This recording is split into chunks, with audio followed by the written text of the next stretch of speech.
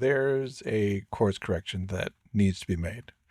Speaking with filmmakers and creatives of many ages, from film school graduates to mid-career veterans in their 40s, I've noticed some bad mental conditioning. There's a difference between those who try and quit and those that thrive as filmmakers. When I say try and quit, that means they try a little bit and then they just give up. And this week, I'm going to teach you the mental and physical framework that you need in order to succeed as a filmmaker. It's the one that if I was starting a film school, I would teach all of my students. So, welcome.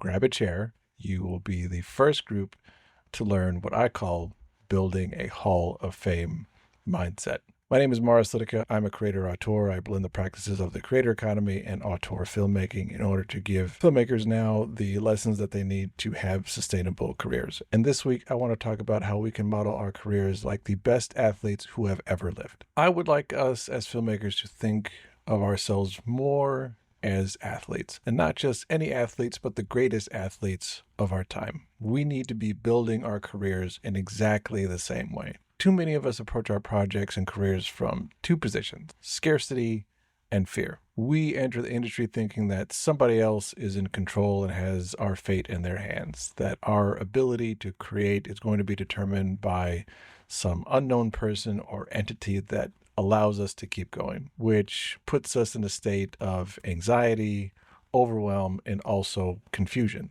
But there is a better way to approach surviving in a creative industry, and that's thinking like the greatest athletes of our time. Now, there's a difference between athletes who just make it onto the big stage and usually like ride the bench or the sixth man, and the ones who thrive in it. And while, yes, talent is a noticeable separator, I think the other edge is mental. Great athletes follow a series of steps that help them get to a different level. So here's the first one.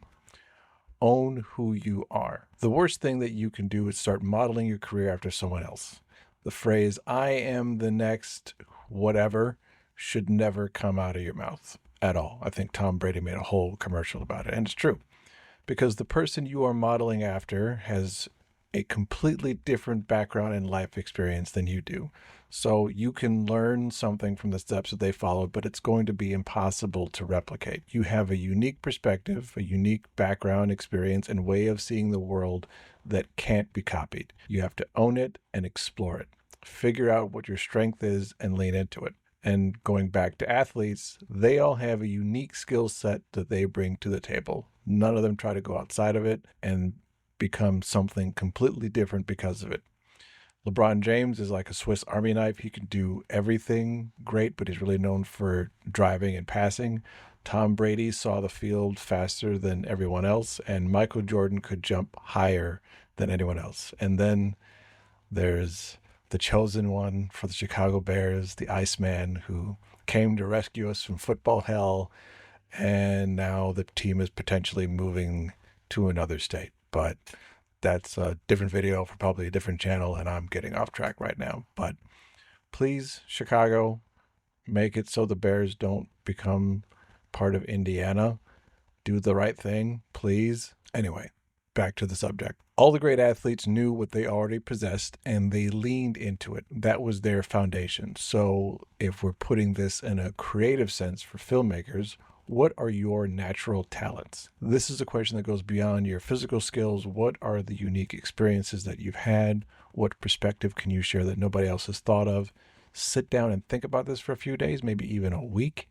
Take your time and figure out what it is you think and what you want to say. Learn who you are. Otherwise, somebody else is going to mold you on what they think you should be and what's useful for them. And that often leaves you feeling drained and empty. Focus on your craft. Too many of us focus on what we want to get before we focus on what we want to do. The thought process goes something kind of like this. I want to make this film so I can win this award or get into this festival. And then the focus becomes the reward. But what you receive out of making anything is completely out of your control. That is up to somebody else, and there's a lot of behind-the-scenes politics and timing that happens that you simply cannot account for. But what you can control is your effort and passion, i.e. the process. The other element of chasing rewards is this. What if you get it? There are countless stories of people who chase accolades from an early age. Think about child actors. And then when they get it, they are lost because they have devoted so much time and effort to achieving one singular goal, but they never gave a thought to what comes next. And for many, it's destroyed the rest of their life. So I want you to focus on what you want to be doing. What do you want your ideal day to look like? And then month, and then year. What is it that you would like to be doing on a repeated basis, day after day? Because the award ceremony or the championship is one small moment in a long creative life. And most of your creative life are going to be mundane, everyday tasks. I call it the 8-to-1 ratio. About 8 boring, mundane tasks for every exciting one. So focus on those 8 tasks instead of the one. If you don't love those, you'll never reach that great moment. Second step is to add to your toolbox. Once you have your foundation and the right focus, we need to have a mindset of continuous learning. We need to be continuously seeking more knowledge to become better at our craft. The phrase is, and this is what every athlete will say, get 1% better every day. I began film school focused on being a director. That's what I wanted to do. But I started taking classes to learn more, to add more to my toolbox. I learned the basics of editing, cinematography, and lighting, to name a few. And the mistake that I made after graduating was I stopped learning for a while. I focused so much on trying to be recognized as a director that I stopped adding to my toolbox until I was forced to for my survival, because in order to pay rent, people want to know if you have the skill that they want, not the skill that you like all the time. But all the skills that I've added to my toolbox over the years have made me become actually a better filmmaker. Learning to edit has made me a better writer. Learning to direct has made me a better editor. And I've picked up tons of other skills like graphic and web design, event coordinating, producing. All of this stuff just works together. Not to mention a willingness to learn actually makes you easier to collaborate with and hire. So learn for the sake of making yourself better, not to just impress the crowd. And next, embrace the job of a leader. To be filmmakers, we have to embrace the role of being a leader. We have this unrealistic image of leadership, especially here in the United States. We have been conditioned to think that a leader is someone who's loud and never makes mistakes and just tells everybody what to do. And that is not what leadership is. A true leader does 2 things. They communicate a vision and they give direction. We have a goal and a vision that we give people to follow, and then we get out of the way.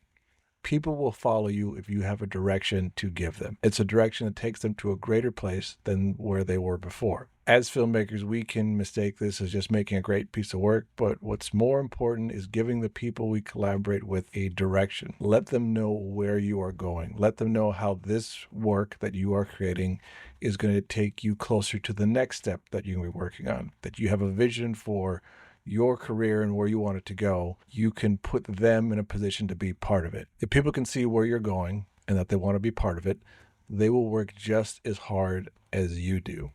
It inspires people to do their best work. And beyond having a vision, leaders have to be an example for others to follow. We have to know who we are and embrace our role. We have to hold ourselves to the highest of standards through our actions. This inspires people who are with us to do their best work because they have an example to follow. And another part of this is putting others in a position to succeed. To use the sports example, don't ask people to play out of position and expect greatness. Don't ask your field goal kicker to play quarterback, and don't ask your center to play point guard if they're not good at that. We have to recognize what people's strengths and weaknesses are and put them in a position to utilize their strengths while giving them the opportunity to overcome their areas of weakness. And also remember that as a leader, everything ultimately falls on you. If something isn't working, it's on the leader to change it. If something is, then the leader has to amplify it. Embracing the role of leader means that you get all the credit, but you also get all of the blame. So you have to be comfortable with both sides of that coin. Now, we touched on this, but to expand on this point, the greats always have a vision of what comes next.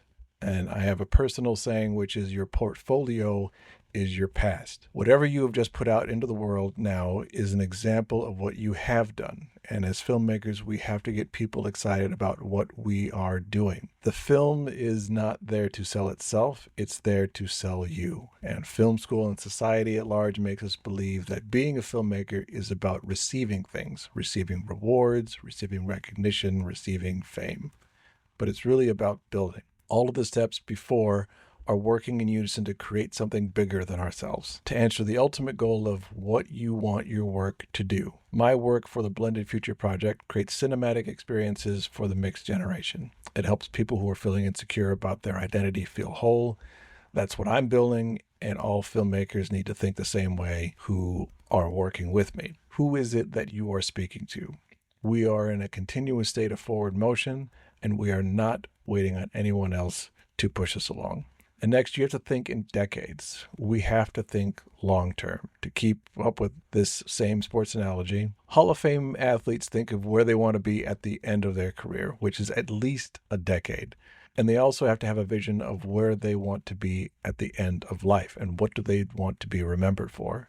So take a moment right now and write down what you want to be doing in your life in decades.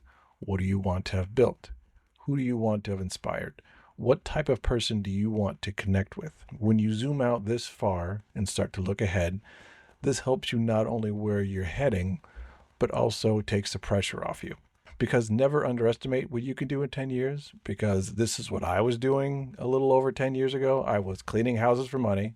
I was wishing that I could make just a film, and I was wondering what in the world I was doing with my life and had I made a giant mistake. And now let's fast forward to where I am now. I have a lot of different sources of income. I've made several films as both a director and a producer. I've been longlisted for the Academy Awards twice. I've won a Telly. I've done stuff for Netflix. I know exactly what it is that I'm building, have built, and where I'm going. And I'm thinking in terms of where I want to be in the next decade, because the mindset that we need for building is long-term thinking. Being a creative person is a lifelong pursuit, and it's only over once we stop breathing. We don't need permission to become filmmakers and artists. We just have to start doing it and keep falling in love with it. And next, I want to talk about something that's very important, which is to work in cycles. Now, like an athlete, it's important to push. You have to push to get yourself ready to play the game. You have to push yourself to get ready to be in the playoffs, play for the championship, but you also need to rest. And that comes not only with our personal lives, but also with our films. We have to know when we need to push to get something done, but also rest and recuperate so we can get ready for that push phase. And that's also how we push our work out there. There are times where we're going to be pushing really hard. I've got a film right now called Chicken Scratch, which is about a gambling addict's quest to get his rent money. And we're going to be pushing that film hard for a little bit, and then we're going to let it rest. And then we're going to push again, and then we're going to let it rest. Think of it like a garden.